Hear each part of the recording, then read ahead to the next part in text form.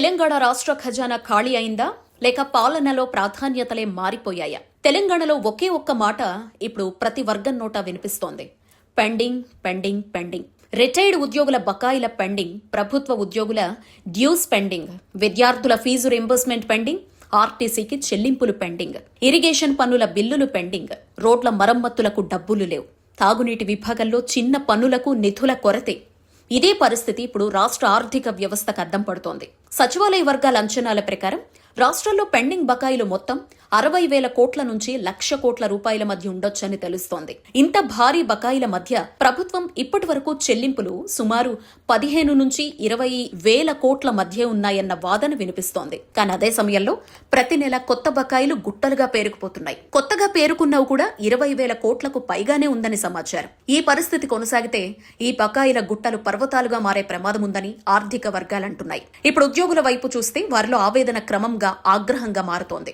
ఇప్పటికే సుమారు 6,000 కోట్ల బకాయిలు చెల్లించిన ప్రభుత్వం ఇంకా 15,000 కోట్ల వరకు చెల్లించాల్సి ఉందని ఉద్యోగ సంఘాలంటున్నాయి. డిఏ బకాయిల కోసం ఉద్యోగులు ఎదురు చూస్తున్నారు. GPF, leave encashment, medical reimbursement అన్ని పెండింగ్ లో ఉన్నాయి. ప్రతి నెల 700 కోట్లు విడుదల చేస్తూ శుభవార్త అంటున్నారు. కానీ ఉద్యోగులు మాత్రం మా డబ్బులు మాకిస్తే అదే శుభవార్త ఎలా అవుతుందంటూ విస్తుబోతున్నారు. రిటైర్డ్ ఉద్యోగుల పరిస్థితి అయితే మరింత ఆందోళనకరం.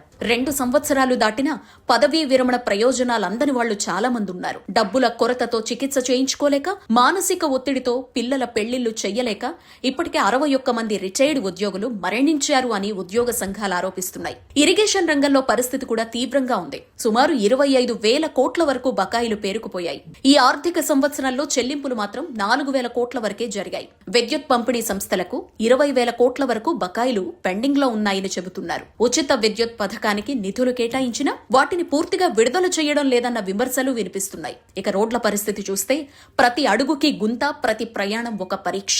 ఆర్ఎండ్బి శాఖలో 10,000 కోట్ల వరకు బకాయిలు పెండింగ్ లో ఉన్నాయని సమాచారం. పంచాయతీరాజ్ శాఖలో కూడా 8,000 కోట్ల వరకు బిల్లులు ఆగిపోయాయి. తాగునీటి విభాగంలో చిన్న మరమ్మతులకే నిధులు లేవని సిబ్బంది చెబుతున్నారు. అంటే పరిస్థితి ఎంత దారుణంగా ఉందో అర్థం చేసుకోవచ్చు. ఆర్టీసీ పరిస్థితి కూడా భిన్నంగా లేదు. మహాలక్ష్మి పథకం కింద సుమారు 6,000 కోట్ల వరకు బకాయిలు ఉన్నాయని తెలుస్తోంది. విద్యార్థుల పరిస్థితి మరింత బాధాకరం. ఫీజు రియంబర్స్మెంట్ బకాయిలు 2,500 కోట్ల వరకు పెండింగ్ లో ఉన్నాయని కాలేజీ యాజమాన్యాలు చెబుతున్నాయి. 2021-22 నుంచి 2024-26 వరకు విద్యార్థులు ఎదురు చూస్తూనే ఉన్నారు. ఫీజులు చెల్లించకపోవడంతో కళాశాలలు సర్టిఫికెట్లు ఇవ్వడం లేదని విద్యార్థులు ఆవేదన వ్యక్తం చేస్తున్నారు. ఇక సచివాలయం పరిసరాల్లో పరిస్థితి చూస్తే ఆర్థిక శాఖను కలవకుండా బారికేడ్లు ఏర్పాటు చేయడం, పోలీసులతో అడ్డుకట్ట వేయడం వంటి ఆరోపణలు వినిపిస్తున్నాయి. ఎవరూ వాటిని దాటి లోనికి పోలేని పరిస్థితి. మొత్తం మీద ఏ వర్గాన్ని కదిలించినా ఒకే భావన కనిపిస్తోంది: ఆవేదన, ఆగ్రహం, నిరాశ. ఇప్పుడు అసలు విషయం ఏంటంటే ఈ బకాయిలు గుట్టలు ఎప్పుడు కరుగుతాయి? వివిధ వర్గాల్లో పెరుగుతున్న ఆగ్రహం ఎప్పుడు చల్లారుతుంది? ఈ ఆర్థిక ఒత్తిడిని ప్రభుత్వం ఎలా అధిగమిస్తుంది? ఇదంతా చూస్తుంటే ఇది కేవలం బకాయిల సమస్యగా మాత్రమే మిగలకుండా రాబోయే రోజుల్లో రాజకీయ భవిష్యత్తుపై కూడా ప్రభావం చూపే సంక్షోభంగా మారే అవకాశాలున్నాయన్న అభిప్రాయాలు వ్యక్తమవుతున్నాయి. ఇది గమనించాల్సిన సమయం, ఇది స్పందించాల్సిన సమయం.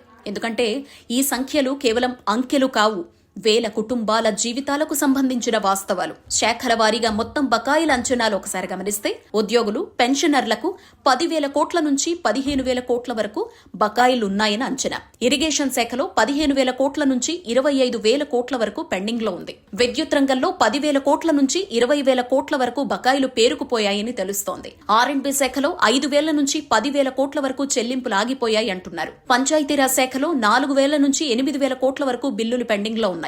విద్యారంగంలో 4,000 నుంచి 7,000 కోట్ల వరకు బకాయిలు పెండింగ్ లో ఉన్నాయి. ఆరోగ్య శాఖలో 2,000 నుంచి 5,000 కోట్ల వరకు చెల్లింపులు నిలిచిపోయాయని సమాచారం. ఆర్టీసీ ఇతర విభాగాలు కలిపి 3,000 నుంచి 6,000 కోట్ల వరకు బకాయిలున్నట్లుగా అంచనా. మొత్తంగా చూస్తే ఈ మొత్తం బకాయిల పరిమాణం 65,000 కోట్ల నుంచి 1,00,000 కోట్ల వరకు ఉండొచ్చని అంచనా. ఇది గమనించాల్సిన సమయం, స్పందించాల్సిన సమయం. ఎందుకంటే ఈ సంఖ్యలు కేవలం అంకెలు కావు, వేల కుటుంబాల జీవితాలకు సంబంధించిన వాస్తవాలు.